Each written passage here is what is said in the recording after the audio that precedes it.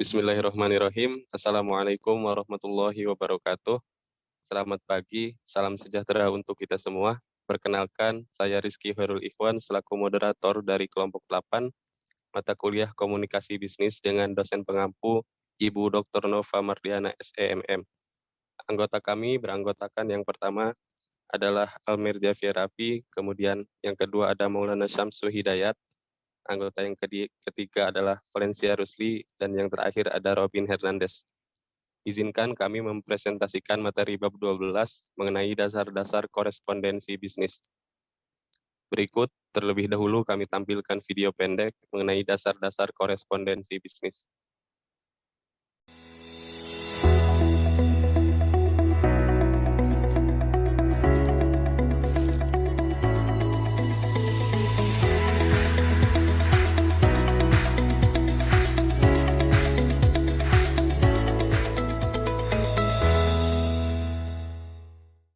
Bismillahirrahmanirrahim. Assalamualaikum warahmatullahi wabarakatuh. Alhamdulillahirrabbilalamin. A good relationship start with good communication. Ya, semua orang tahu bahwa komunikasi yang baik atau hubungan yang baik akan membentuk komunikasi yang baik. Komunikasi memiliki peran yang penting untuk membentuk hubungan yang baik. Hubungan yang penuh dengan cerita, hubungan yang penuh dengan makna, hubungan yang penuh dengan cinta, pesona, kedewasaan, kewibawaan, dan sinergi antara satu dengan lainnya. Baik teman-teman semuanya, jadi pada kesempatan kali ini kita akan membahas tentang penulisan direct request untuk di bab 11. Pada bab sebelumnya kita telah membahas secara rinci tentang bagaimana proses penulisan dalam peran-peran bisnis. Jadi bagaimana, karena itu di bab ini kita akan membahas secara lebih rinci tentang hal-hal yang berkaitan dengan penulisan direct request, yang mencakup bagaimana mengorganisasikan direct request, kemudian membuat surat pesanan, membuat surat permintaan rutin, kemudian pengaduan atau klaim, dan permintaan kredit rutin. Oke, sebelum masuk di materi perkuliahan, kita akan bahas dulu tentang tujuan pembelajaran pada kesempatan kali ini. Yang pertama adalah mengetahui bagaimana mengorganisasikan direct request, mulai dari pembukaannya, kemudian penjelasan secara rinci, dan penutupnya. Kemudian yang selanjutnya adalah membuat surat permintaan informasi baik untuk kalangan internal maupun untuk eksternal perusahaan. Itu untuk poin kedua. Kemudian di poin ketiga adalah mengetahui bagaimana membuat surat direct request atas pengaduan klaim dari audiens. Kemudian yang keempat adalah mengetahui bagaimana membuat surat undangan bisnis, surat pesanan, dan surat permintaan kredit. Itu adalah 4 tujuan pembelajaran untuk mata di bab 11. Kemudian apa sih sebenarnya teman-teman semuanya direct request itu? Jadi direct request itu atau permintaan langsung itu dalam definisi yang kurang tepat itu diartikan sebagai permintaan barang atau jasa secara langsung yang dilakukan dengan tatap muka, face to face. Kemudian sebenarnya tidak hanya itu, kemudian tidak sesempit itu. Konteks yang lebih luasnya atau yang sebenarnya direct request itu diartikan sebagai suatu kegiatan yang dilakukan oleh seorang atau suatu organisasi. Jadi ada interaksi antara satu orang dengan organisasi ataupun organisasi dengan organisasi.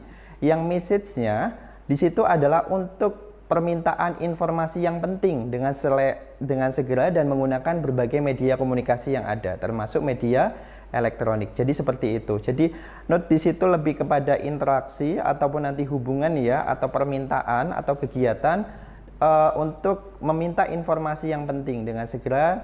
Jadi tidak hanya nanti face to face ataupun dan lain sebagainya, bisa nanti kita manfaatkan dengan media-media komunikasi yang ada, termasuk media elektronik. Oke, selanjutnya adalah bagaimana mengorganisasikan direct request. Paling tidak nanti ada 3 hal yang harus kita perhatikan untuk mengorganisasikan direct request atau permintaan langsung ya. Yang pertama adalah kita diminta untuk menyajikan permintaan atau ide pokok ataupun gagasan pokok atau main idea ya, yang diikuti dengan fakta-fakta yang diperlukan secara rinci. Aturan umum untuk bagian pertama adalah menulis apa yang tidak sekedar dipahami, tetapi juga kita diminta untuk menghindari kesalahpahaman yang ada gitu. Itu untuk di poin pertama. Kemudian di poin yang kedua adalah berikan penjelasan secara rinci sebagai pendukung alinea pembukaan atau di alinea pertama atau di bagian yang pertama tadi. Pada bagian ini biasanya nanti teman-teman bisa isi dengan orientasi manfaat, kemudian produk, teknis, dimensi, kegunaan suatu produk, dan lain sebagainya. Kemudian di bagian yang ketiga adalah kemukakan permintaan terhadap tanggapan khusus lengkap dengan waktunya, ekspresi terhadap apresiasi ataupun pemberian goodwill seperti itu. Itu adalah 3 hal penting bagaimana kita mengorganisasikan direct request atau menyusun pesan langsung seperti itu. Kemudian di bagian pengorganisasian direct request itu ada permintaan informasi rutin. Ada 3 hal juga yang harus kita perhatikan. Yang pertama adalah apa yang ingin Anda ketahui. Yang kedua adalah message-nya, mengapa hal tersebut perlu diketahui ataupun dilakukan. Kemudian yang ketiga adalah mengapa hal ini dapat membantu gitu. Nah, kemudian di dalam permintaan informasi rutin dalam kaitannya dengan direct request, permintaan informasi rutin ini nanti terbagi menjadi 2 hal. Yang pertama adalah dari dalam organisasi dan yang kedua adalah dari luar organisasi. Untuk permintaan dalam organisasi, biasanya ini berupa pesan request atau permintaan, juga bisa dibuat lebih permanen dalam bentuk tulisan seperti halnya memo atau pesan singkat dalam bentuk tulisan akan bisa menghemat waktu, efisien dan akan mudah membantu audiens untuk memahami isi dari pesan singkat tersebut secara tepat apa yang diinginkan. Oke, itu untuk permintaan dalam organisasi. Biasanya bentuknya memo ya, teman-teman. Kemudian itu lingkupnya adalah di dalam organisasi itu sendiri. Kemudian untuk permintaan dari luar organisasi, biasanya ini permintaan untuk misalkan bentuknya muncul dari mendapatkan informasi produk baru di antara organisasi yang lain ataupun perusahaan yang lain. Kemudian meminta katalog produk, keinginan menjalin kerjasama bisnis, dan lain sebagainya. Nah, di permintaan dari luar organisasi, paling tidak ada 3 hal yang harus kita perhatikan. Yang pertama adalah dari mana kita membaca sumber iklan tersebut. Nama surat kabarnya misalkan, kemudian kalau itu menggunakan surat kabar, kemudian halaman berapa, tanggal berapa, hari, bulan, tahun. Kemudian yang kedua adalah kita bisa menjelaskan apa yang kita tujukan atau maksudkan. Kemudian yang ketiga adalah jangan lupa untuk mencantumkan alamat kita yang jelas dan lengkap untuk balasan surat kita tersebut. Itu adalah penjelasan dari permintaan informasi rutin yang terbagi menjadi permintaan dalam organisasi dan permintaan luar organisasi. Kemudian ini adalah bentuk direct request dalam bentuk pengaduan ya. Biasanya pengaduan ini muncul karena memang ada ketidakpuasan konsumen ataupun audiens gitu. Nah, ada beberapa hal. Yang pertama biasanya message-nya karena memang ingin mengembalikan barang yang sudah dibeli atau refund. Kemudian yang kedua adalah meminta untuk melakukan pengiriman barang yang baru sesuai yang sudah dipesan. Kemudian yang ketiga adalah penggantian sebagian atau seluruh bagian yang rusak. Kemudian yang keempat, perbaikan gratis misalkan. Kemudian yang kelima adalah pengurangan harga karena komoditasnya ada yang cacat ataupun rusak. Kemudian selanjutnya adalah pembatalan atas suatu pesanan komoditas. Kemudian pembatalan atas kesalahan penagihan komoditas. Kemudian yang selanjutnya adalah koreksi atas kesalahan dalam nota pembayarannya. Kemudian yang terakhir adalah penjabaran atas peralihan kebijakan ataupun prosedur. Itu adalah bentuk direct request untuk pengaduan. Oke, nah kemudian untuk dibentuk direct request yang lain, ini adalah yang sifatnya secara langsung ya. Ini adalah surat undangan atau surat pesanan ataupun reservasi. Nah, di surat undangan paling tidak nanti seperti biasa teman-teman tahu surat undangan bentuknya seperti itu. Paling enggak itu punya ada bagian pertama ide pokoknya, kemudian penjelasan rincinya dan sampai di penutup. Kemudian untuk surat pesanan dan reservasi, biasanya kalau misalkan teman-teman memesan barang atau dan lain sebagainya, atau kita membuatkan surat pesanan ya, di situ ada pernyataan rinci apa yang Anda pesan atas produknya ya atau jasa, kemudian metode pengirimannya seperti apa dan cara pembayarannya seperti apa. Itu adalah untuk bentuk ataupun bentuk-bentuk dari direct request. Itu teman-teman untuk direct request. Kemudian kita masuk di bab selanjutnya yaitu tentang dasar-dasar korespondensi bisnis. Apa sih yang dimaksud dengan korespondensi? Korespondensi itu merupakan salah satu bentuk komunikasi verbal, apa yang diucapkan, dituliskan, dan lain sebagainya ya. Jadi bukan non-verbalnya. Yang digunakan untuk menyampaikan pesan-pesan bisnis maupun non-bisnis kepada pihak lain dalam bentuk surat, memo, kemudian proposal, agenda, kemudian ataupun laporan yang dilakukan seseorang dengan tujuan tertentu. Jadi itu. Lalu kemudian bagaimana dengan korespondensi bisnis modern? Jadi korespondensi bisnis modern itu pada dasarnya lebih menekankan pada aspek pemanfaatan media modern ketika menyampaikan pesan-pesan bisnis, misalkan menggunakan media email dan lain sebagainya gitu. Itu untuk dasar-dasar korespondensi bisnis. Lalu kemudian setelahnya kita juga harus mengetahui tentang pengertian surat dan surat bisnis. Apa sih yang dimaksud dengan surat? Surat adalah sarana komunikasi yang digunakan untuk menyampaikan informasi tertulis oleh suatu pihak kepada pihak lain yang berkaitan dengan kegiatan bisnis ataupun kegiatan non-bisnis. Itu adalah pengertian harfiah untuk suratnya. Kemudian kalau surat bisnis secara konteks sama dengan pengertian surat, tapi kalau surat bisnis lebih mengerucut terhadap kegiatan penyelenggaraan kegiatan bisnis seperti itu. Itu adalah pengertian surat dan surat bisnis. Kemudian fungsi surat. Apa sih fungsi surat itu? Ada beberapa fungsi surat. Yang pertama adalah sarana komunikasi, kemudian alat menyampaikan sesuatu, kemudian alat bukti tertulis, alat bukti untuk mengingat sebagai bukti historis dan sebagai pedoman kerja. Itu adalah 6 fungsi surat bisnis. Seperti itu. Kemudian untuk surat sendiri di dalam dunia bisnis itu ada beberapa pengelompokan. Yang pertama ada pengelompokan surat untuk berdasarkan wujudnya. Kemudian pengelompokan surat menurut pemakaiannya. Pengelompokan surat menurut banyaknya sasaran yang dituju. Kemudian pengelompokan surat menurut isi dan maksudnya. Kemudian dan terakhir adalah pengelompokan surat menurut urgensi penyelesaiannya. Oke. Kemudian kita akan jelaskan per masing-masing. Jadi apa saja sih yang termasuk di dalam kelompok surat menurut wujudnya. Nah, untuk surat menurut wujudnya ada yang pertama ada surat bersampul. Surat bersampul adalah surat yang dikirimkan oleh seseorang kepada orang yang terdiri atas surat dan sampul. Sampulnya itu amplop. Kemudian biasanya bersifat rahasia. Itu adalah pengertian dari surat bersampul. Kemudian kalau kartu pos adalah bentuk surat terbuka yang digunakan untuk menyampaikan pesan-pesan singkat. Biasanya menyampaikan pesan-pesan yang penting-penting saja. Seperti itu. Itu untuk kartu pos. Kemudian untuk warkat pos. Apa sih yang dimaksud dengan warkat pos? Warkat pos adalah surat yang wujudnya berupa gabungan kertas, surat dan amplop. Bedanya dengan surat bersampul adalah jika warkat pos itu amplopnya terdiri atas surat dan juga sampul. Dan kalau warkat pos itu adalah dia sudah termasuk sampulnya itu sebagai suratnya atau sebagai kertasnya untuk menuliskan message-nya. Kemudian yang keempat adalah telegram dan telex. Jadi telegram itu apa? Telegram itu adalah surat kawat atau berita yang tercetak dari jarak jauh. Biasanya lebih singkat. Kemudian sedangkan telex itu sama dengan telegram, namun sifatnya lebih luas, kemudian lebih cepat, lebih langsung, lebih lengkap, dan dapat dievaluasi dan disebarkan dalam jumlah yang banyak. Itu adalah pengertian dari telex. Kemudian memo dan nota.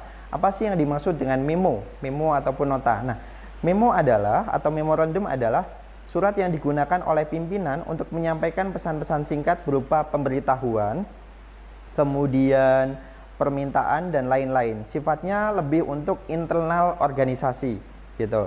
Nah, kemudian sedangkan nota adalah pesan singkat untuk meminta data atau informasi penting di dalam organisasi. Itu adalah pengertian memo dan nota. Kemudian selanjutnya adalah surat tanda bukti. Surat tanda bukti itu apa? Surat tanda bukti itu adalah surat yang memiliki tanda pengakuan sah atas pembayaran tertentu. Jadi misalkan itu bentuknya faktur, kwitansi dan lain sebagainya gitu. Nah, itu adalah bentuk-bentuk surat menurut wujudnya. Kemudian surat menurut pemakaiannya terbagi menjadi 4. Yang pertama surat pribadi, jelas. Kalau surat pribadi berarti pemakaiannya ya memang untuk kepentingan pribadi. Kalau surat dinas ya kepentingannya untuk dinas. Kemudian surat bisnis, kepentingannya untuk kegiatan transaksi bisnis, misalkan SPK, kemudian surat penagihan dan lain sebagainya. Kemudian surat sosial itu digunakan untuk kegiatan-kegiatan sosial, misalkan untuk permintaan donatur, permintaan dana kepada donatur dari yayasan tertentu dan lain sebagainya. Itu termasuk di dalam surat sosial. Oke. Kemudian kita masuk kategori surat yang menurut jumlah sasaran yang dituju. Yang pertama adalah surat biasa. Kalau surat biasa jumlahnya lebih sedikit. Biasanya memang itu digunakan di dalam internal organisasi. Kemudian yang kedua adalah surat edaran. Surat edaran itu lebih ke dalam misalkan organisasi tersebut atau perusahaan itu memberikan edaran, informasi cuti, informasi libur dan lain sebagainya. Itu adalah bagian dari surat edaran dan cakupannya masih di dalam internal organisasi ataupun perusahaan itu sendiri. Kemudian kalau yang selanjutnya adalah surat pengumuman. Surat pengumuman itu lebih ke dalam konteks dia memberikan informasi yang lebih luas gitu. Nanti misalkan dia sampai keluar organisasi, misalkan pengumuman untuk apa namanya lowongan pekerjaan dan lain sebagainya gitu. Nah itu adalah surat menurut jumlah sasaran yang dituju. Kemudian yang selanjutnya adalah kelompok surat menurut sifatnya. Yang pertama sifatnya biasa, ya biasa gitu ya. Jadi tidak bersifat, kalau nanti ada levelnya yang lebih tinggi adalah yang terbatas. Biasanya misalkan kalau di universitas yang surat-surat sifatnya terbatas adalah undangan untuk pejabat-pejabat tertentu dan sebagainya, itu terbatas. Kemudian kalau surat rahasia itu adalah yang memang sifatnya rahasia. Jadi orang lain nggak boleh melihat dan lain sebagainya, dan itu biasanya bersifat individual gitu untuk surat rahasia. Kemudian yang selanjutnya adalah surat menurut urgensi. Yang pertama adalah surat biasa. Urgensinya biasa, belum terlalu penting. Kemudian nanti ada yang kedua adalah urgensi yang segera. Berarti memang kepentingannya levelnya di atas yang biasa. Kemudian yang terakhir adalah yang kilat, yang memang segera harus dilakukan, seperti itu. Nanti bentuk-bentuknya juga nanti mengikuti ya, untuk yang biasa seperti apa, segera seperti apa, dan surat kilat seperti apa gitu. Nah ini adalah salah satu contoh surat yang memang biasa ya yang kita lihat. Yang pertama paling enggak nanti ada komponen kop surat ya. Kop surat yang di atas itu yang PT DP Pratama Media itu adalah bagian dari kop surat sampai dengan garis. Kemudian nanti ada tanggal dan nomor surat itu di bawahnya ya persis. Kemudian nanti ada alamat dan nama yang dituju ya. Kemudian di bawahnya lagi nanti ada perihal. Di bawahnya lagi nanti ada pembukaan suratnya. Kemudian nanti ada isi suratnya itu seperti apa, dan penutup, dan sampai di pengirim surat atau yang membuat surat itu adalah siapa atau PIC-nya siapa gitu, agar nanti bisa diberikan feedback dan lain sebagainya gitu. Itu adalah contoh surat ya teman-teman ya. Ada banyak contoh lain yang bisa kita lihat juga di bukunya Pak Joko gitu. Kemudian selain itu teman-teman semuanya, jadi selain kita memperhatikan apa isi suratnya, kita juga harus memperhatikan format lipatan surat dan amplop. Jadi karena ini merupakan bagian dari etika korespondensi di dalam dunia bisnis, jadi bentuk lipatan surat yang asal-asalan akan memberikan kesan yang atau citra yang kurang baik bagi pengirimnya, seperti itu. Nah, di situ ada beberapa standar, ada 8 standar. Yang pertama adalah lipatan surat baku, kemudian lipatan setengah baku, lipatan akordion, lipatan setengah akordion, lipatan tunggal, lipatan ganda paralel, lipatan model Perancis, dan yang terakhir adalah lipatan model Baron. Itu adalah 8 bentuk lipatan surat yang memang sekarang itu berlaku di Indonesia dan lain sebagainya, bahkan di dunia gitu ya. Gitu. Nah, kemudian yang terakhir kita akan berikan contoh untuk surat bisnis. Yang pertama adalah surat pesanan, kemudian yang kedua adalah surat konfirmasi, yang ketiga surat pengaduan, surat permintaan informasi, kemudian surat ucapan selamat, surat pemberitahuan pindah alamat, surat penagihan, surat peringatan, surat perintah kerja, dan surat perjanjian. Baik, teman-teman semuanya, seorang komunikator yang bijaksana itu tidak hanya jago dalam menyampaikan apa isi dari pesan tersebut, tapi juga menerapkan apa isi yang dari pesan yang disampaikan. Dalam Quran surat Al-Baqarah ayat 44, mengapa kamu suruh orang lain mengerjakan kebajikan, sedangkan kamu melupakan diri kewajibanmu sendiri, padahal kamu membaca Alkitab atau Taurat, maka tidaklah kamu berpikir. Terima kasih teman-teman semuanya. Mohon maaf atas segala khilaf. Assalamualaikum warahmatullahi wabarakatuh.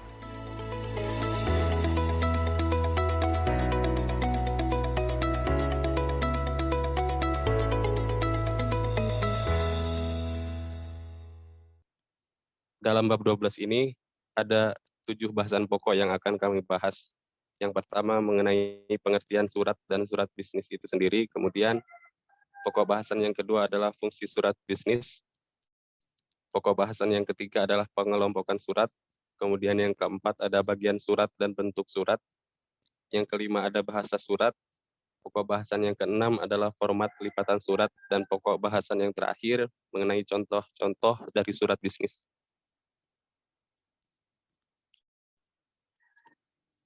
Masuk ke pembahasan yang pertama, yaitu pengertian surat dan surat bisnis.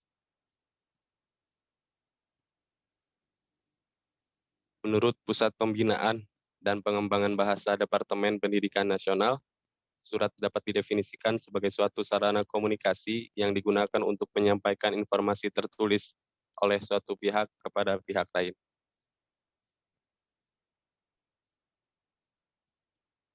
Surat yang disampaikan kepada pihak lain ini dapat berupa yang pertama ada surat pengantar, kemudian perkenalan, undangan rapat, pemberitahuan pindah kantor, penerimaan kerja, dan sebagainya. Dalam menulis contoh seperti surat tersebut, ada beberapa hal yang perlu diperhatikan. Setidaknya ada 4 hal. Yang pertama itu mengenai bahasa yang digunakan kita mudah dipahami. Kemudian yang kedua, menggunakan kalimat yang sederhana. Kemudian yang ketiga, isi pesannya itu harus jelas dan tegas. Dan yang terakhir itu tidak bertele-tele. Secara umum, yang dimaksud dengan surat bisnis adalah surat yang digunakan oleh seseorang, lembaga organisasi, ataupun institusi untuk menyampaikan pesan-pesan bisnis secara tertulis kepada pihak lain dengan menggunakan media tertentu. Kemudian untuk pembahasan lebih lengkap akan dijelaskan oleh anggota kelompok yang lain. Yang selanjutnya di sini adalah fungsi surat bisnis. Selain sebagai sarana komunikasi, surat bisnis juga memiliki berbagai fungsi sebagai berikut. Yang pertama, surat bisnis itu berfungsi sebagai wakil atau duta bagi pengirim surat. Surat bisnis juga yaitu sebagai alat untuk menyampaikan pemberitahuan, permintaan atau permohonan, serta buah pikiran atau gagasan yang berkaitan dengan masalah-masalah bisnis. Surat bisnis juga berfungsi sebagai alat bukti tertulis atau dokumen tertulis, seperti surat perjanjian jual beli, surat perintah kerja, surat kerjasama, surat bukti tanda terima, dan faktur. Surat bisnis juga sebagai alat untuk mengingat, sebagai bukti sejarah atau historis, pedoman kerja, dan media promosi bagi pengirim surat. Kemudian terdapat beberapa kelebihan surat bisnis dibandingkan dengan alat komunikasi lisan, yaitu meliputi yang pertama, dapat menghindari kesalahpahaman dalam berkomunikasi, karena pengirim pesan dapat mempersiapkannya dengan sebaik-baiknya dan sejelas-jelasnya. Yang kedua, penyampaian pesan-pesan bisnis juga memungkinkan pembaca membacanya berulang-ulang, sehingga apa yang disampaikan dalam surat tersebut dapat dipahami dengan sebaik-baiknya. Yang ketiga, penyampaian pesan-pesan bisnis dengan surat lebih ekonomis bila dibandingkan dengan penyampaian pesan-pesan bisnis melalui telepon atau telegraf. Selanjutnya akan dilanjutkan oleh rekan saya.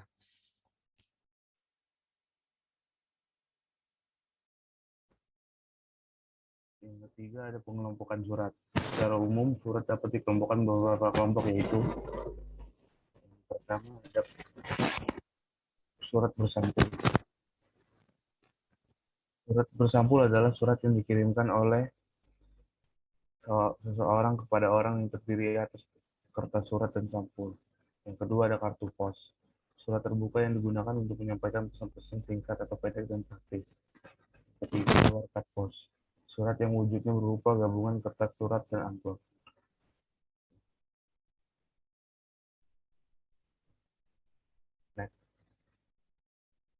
Selanjutnya ada telegram dan teks. Surat kawat atau berita yang tercetak dan disampaikan dari jauh-jauh. Kemudian ada memorandum dan nota. Surat yang digunakan oleh pimpinan untuk menyampaikan pesan-pesan singkat dalam suatu organisasi. Yang ketiga ada surat tanda bukti.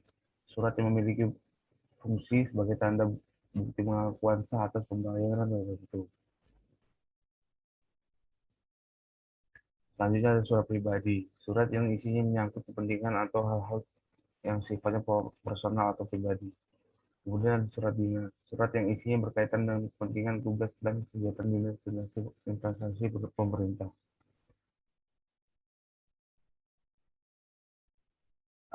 Selanjutnya ada pengelompokan surat dan pemakaiannya. Pertama, surat bisnis, surat yang digunakan orang atau badan yang menyelenggarakan kegiatan usaha bisnis.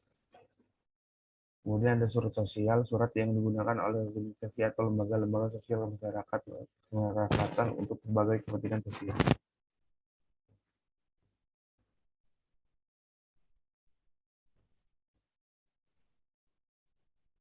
Kemudian ada surat biasa, surat yang ditunjukkan kepada seseorang atau organisasi berisi suatu informasi yang bersifat umum, bukan bersifat pribadi. Kemudian ada surat edaran, surat pemberitahuan secara tertulis dalam jumlah yang banyak. Selanjutnya ada surat pengumuman, surat yang berisi pemberitahuan tentang suatu hal yang perlu diketahui.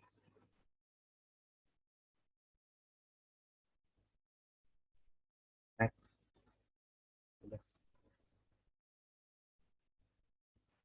Selanjutnya akan dilanjutkan oleh yang lain.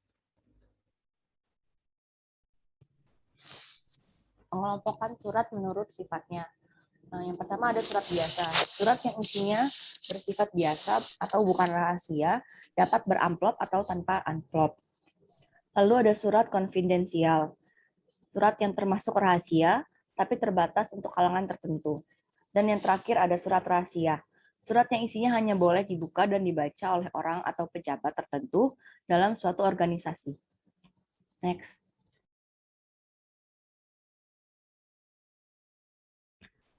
Lalu ada pengelompokan surat menurut urgensi penyelesaiannya. Yang pertama ada surat biasa, yaitu surat yang penanganannya diperlakukan biasa saja atau tidak ada perlakuan khusus. Yang kedua ada surat segera, surat yang memang memerlukan penanganan secepat mungkin atau dilakukan dengan segera. Sedangkan yang terakhir ada surat kilat, surat yang memerlukan penanganan dengan sangat segera. Lalu ada pengelompokan surat menurut isi dan maksudnya. Yang pertama adalah surat pemesanan produk. Lalu ada surat keterangan, surat pemberitahuan, surat permintaan informasi, dan yang terakhir adalah surat penawaran produk. Selanjutnya ada bagian surat dan bentuk surat. Yang pertama adalah penulisan tanggal. Tanggal, nama, bulan, dan tahun. Lalu dilanjuti ada penulisan nomor, halaman, lampiran, dan tembusan. Lalu penulisan salam pembuka dan salam penutup. Diawali dengan huruf kapital dan diakhiri dengan tanda koma. Lalu ada penulisannya. Selanjutnya adalah penulisan bentuk perincian. Tanda baca yang digunakan dalam rincian adalah tanda koma. Sedangkan bentuk surat ada yang bentuk lurus penuh atau full block style. Lalu ada bentuk lurus atau block style. Bentuk setengah lurus atau semi block style. Lalu ada bentuk lekuk atau indented style. Ada bentuk resmi atau official style. Bentuk alinea menggantung atau hanging paragraph style. Lalu ada bentuk surat resmi gaya baru.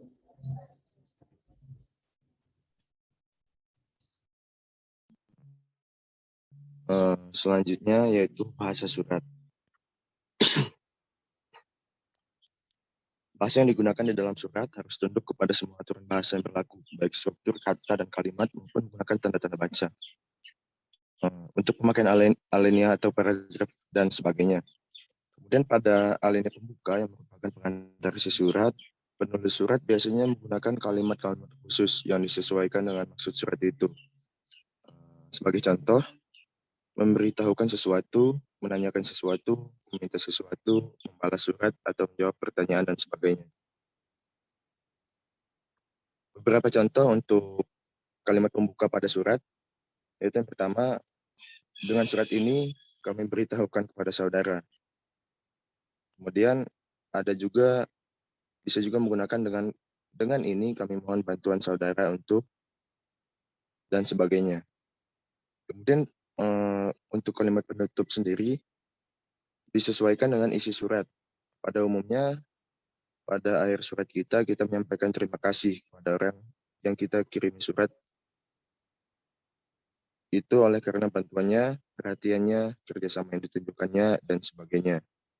Kemudian untuk contoh kalimat, untuk kalimat penutup itu sendiri, yang pertama, atas bantuan saudara, kami ucapkan banyak terima kasih. Atau bisa juga menggunakan kalimat, kami akhiri surat ini dengan ucapan terima kasih atas perhatian serta kerjasama saudara yang baik. Kemudian untuk yang selanjutnya, format pelipatan surat dan amplop. Ada beberapa format untuk pelipatan surat dan amplop. yaitu yang pertama lipatan baku atau standar fold, yaitu jenis lipatan surat yang paling umum digunakan. Untuk cara melipatnya sendiri, kertas dibagi menjadi 3 bagian sama besar, lalu dilipat dengan posisi bagian 1 dan bagian 3 semuanya dilipat ke arah bagian 2. Kemudian untuk jenis lipatan yang kedua yaitu lipatan setengah baku atau semi-standard fold, yaitu variasi dari lipatan surat bentuk baku. Perbedaan terletak pada bagian lipatan atasnya saja. Untuk cara melipatnya sendiri, yaitu kertas dibagi 3 bagian, 2 bagian sama besar dan 1 bagian lebih kecil, kemudian kertas dilipat. Kemudian untuk jenis lipatan selanjutnya itu lipatan akordeon atau accordion fold. Itu variasi lain dari lipatan surat bentuk baku. Untuk cara melipatnya, kertas dibagi 3 sama besar, kemudian bagian 1 dilipat ke atas dan bagian 3 dilipat ke bawah. Untuk jenis lipatan selanjutnya itu semi-akordeon atau semi-akordeon fold adalah variasi lain dari lipatan surat bentuk baku. Untuk cara melipatnya sendiri, kertas dibagi 3 bagian, bagian 1 dilipat ke atas dan bagian 3 dilipat ke bawah. Kemudian ada juga jenis lipatan tunggal atau single fold, adalah jenis lipatan kertas yang paling sederhana serta paling mudah dibuat karena hanya dengan membagi kertas surat menjadi dua bagian yang sama panjang, kemudian dilipat. Kemudian ada juga jenis lipatan ganda atau parallel double fold, adalah jenis lipatan yang mudah untuk dibuat karena hanya meneruskan lipatan sekali lagi setelah lipatan tunggal. Untuk cara melipatnya, kertas dibagi 2 sama besar, kemudian dilipat. Apa? Yang selanjutnya ada jenis lipatan Perancis atau French fold. Jenis ini sering digunakan untuk surat-surat niaga, tetapi sekarang banyak juga surat dinas yang menggunakan jenis lipatan kertas surat yang semula merupakan lipatan kertas surat yang digunakan oleh raja dan kaum bangsawan Eropa tersebut. Kemudian untuk jenis yang terakhir yaitu lipatan baron atau baronial fold, sering digunakan untuk surat-surat dinas atau surat yang menggunakan amplop atau sampul yang panjang, karena panjang lipatan ini melebihi sampul atau amplop ukuran pendek. Kemudian untuk bahasan selanjutnya itu mengenai contoh-contoh surat bisnis.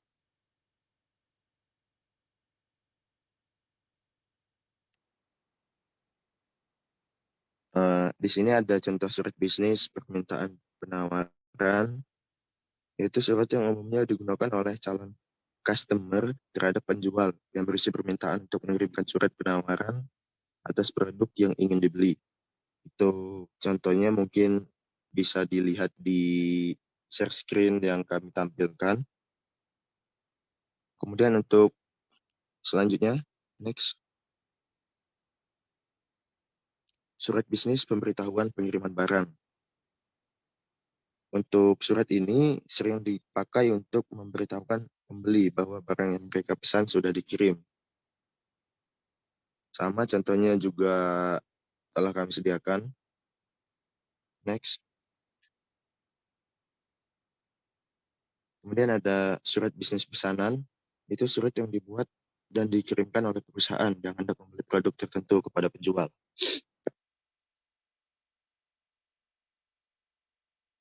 Next. Kemudian ada surat bisnis penawaran kerjasama. Next.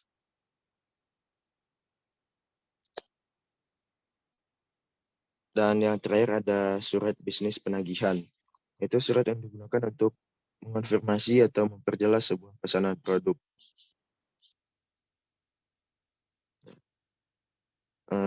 Mungkin cukup sekian dan selanjutnya saya serahkan kembali ke moderator. Cukup sekian presentasi dari kelompok kami. Semoga bermanfaat. Terima kasih atas perhatiannya. Assalamualaikum warahmatullahi wabarakatuh.